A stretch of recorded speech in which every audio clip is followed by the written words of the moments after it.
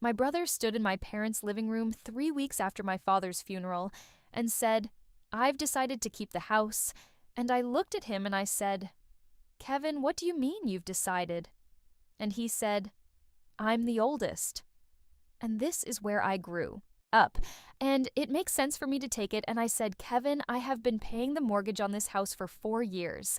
And he said, "What?" And I said, "4 years, Kevin. Every month, the full payment. I have the bank records." And he said, "That's not possible. Mom and Dad never mentioned." And I said, "I know they didn't." And I said, "They didn't want you to feel like you owed me anything." And I said, "But I need you to understand that the equity in this house exists partly because of payments I made." And Kevin looked at me and said, "I don't believe you." And I said, "I know you don't." And I said, "I have the documentation." And he said, "This changes nothing. It's still the family house." And I said, "Kevin, I'm going to give you until Sunday to think about this. And if you'd like to talk about it before, then I'm available." And I walked out of my parents' living room and I drove home.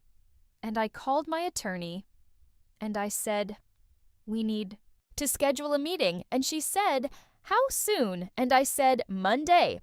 Hello, everyone. Welcome back." And if you are new here today, I want you to know that this story involves a house and a mortgage and 4 years of bank statements and a brother who said, "I don't believe you" to the wrong person on the wrong day. So get comfortable because we are going to go through all of it.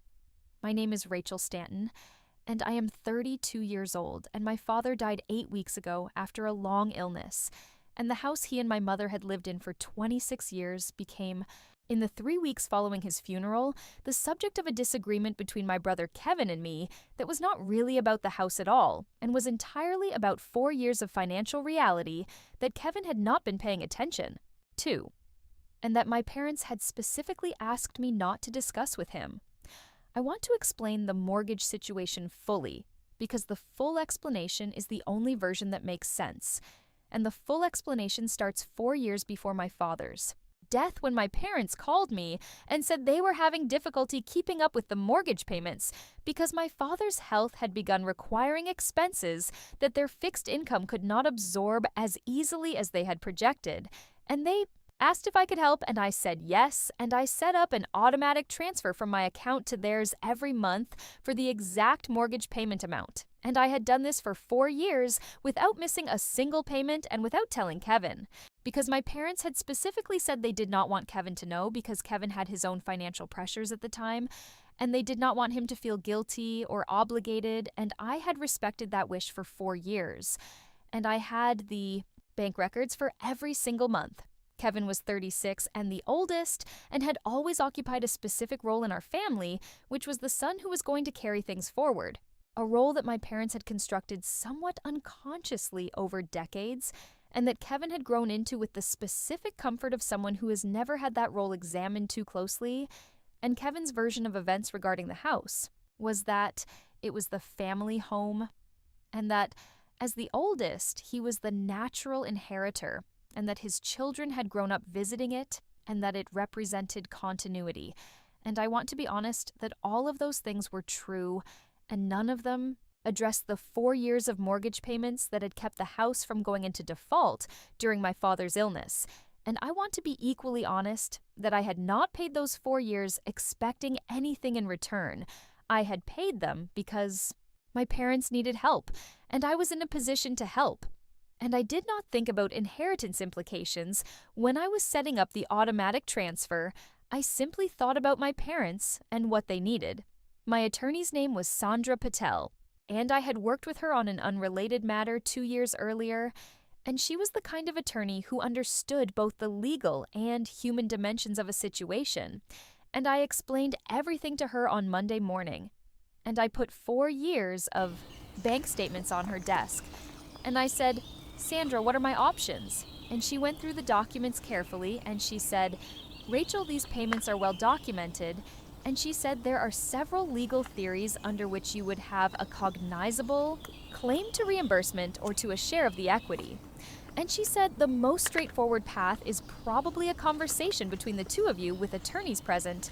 And I said Kevin said he didn't believe me, and Sandra said he will believe. the bank statements, and I said, when can we schedule it? And she said, I'll reach out to his attorney this week. Kevin did not have an attorney when Sandra reached out, and he called me directly on Wednesday, and he said, Rachel, are you actually lawyering up over this? And I said, Kevin, I gave you until Sunday to think about it, and you called me on Wednesday, so I assume you've thought about it. And he said, I've thought about it, and I still think the house should stay in the family. And I said, Kevin, I am family. And he said, you know what I mean? And I said, I don't actually know what you mean. And I said, Kevin, I paid 4 years of mortgage on this house. And I said, I have the bank statements for every single payment. And I said, I am not trying to take something that belongs to you. I am trying to make sure that what happened is acknowledged and that the resolution is fair. And he said, what does fair look like? And I said, that is exactly what I would like to discuss with both of our attorneys present. And he said, fine. And he called an attorney, and we scheduled the meeting for the following Thursday. The meeting was at Sandra's office, and it was 4 people. Sandra, Kevin's attorney whose name was Mr. Calloway, Kevin, and me. And Sandra had printed the 4 years of bank statements and organized them chronologically with each payment highlighted and the total at the bottom, and she placed the document in front of Kevin and Mr. Calloway at the start of the meeting. And Kevin looked at it, and I watched him go through the pages, and I watched his face change as he moved through 4 years of monthly payments, and when he finished, he looked up and he said, you actually did this? And I said, yes, Kevin, I did. And he said, every month. And I said, every month for 4 years. And he said, Mom and Dad never told me. And I said, I know they didn't. And he said, why? And I said, because they didn't want you to feel guilty. And he sat with that for a moment, and something in his expression shifted, and he said, Rachel? And I said, yes. And he said, I'm sorry. I said, I didn't believe you. And I said, Kevin, you didn't have the information. And he said, that's not an excuse. And I said, I know, but it's an explanation. The resolution took about 6 weeks of negotiation, and I want to be specific about what we agreed to, because I think the specifics matter, and we agreed that Kevin would keep the house because he genuinely wanted it and had an emotional connection to it that I respected, and that I would be reimbursed for the 4 years of payments I had made from the estate before the remaining assets were distributed. And we agreed on a fair market valuation process and a payment structure that worked for both of us. And at the end of it, Kevin called me and said, I want you to know that what you did for Mom and Dad for 4 years was significant. And I said, I know, Kevin. And he said, I should have known. And I said, they didn't want you to. And he said, still. And I said, Kevin, let's not spend more time on what should have happened. And I said, the house is yours and the payments are settled. And I said, come visit me sometime. And he said, I will. And I think he meant it. And I think we are going to be okay in the way that siblings who have been through something difficult can be okay, which is slowly and imperfectly and with more honesty than we had before. My mother, who had been staying with her sister during all of this, because she could not bear to be in the middle of it, called me after the settlement was finalized, and she said, Rachel, I'm sorry you had to fight for this. And I said, Mom, I didn't fight. I just showed Kevin the bank statements, and she said, that sounds like fighting. And I said, I suppose it does. And she said, your father would have been so proud of you. And I said, for the bank statements or for not fighting? And she said, for both. And I said, I know, Mom. And I said, I know.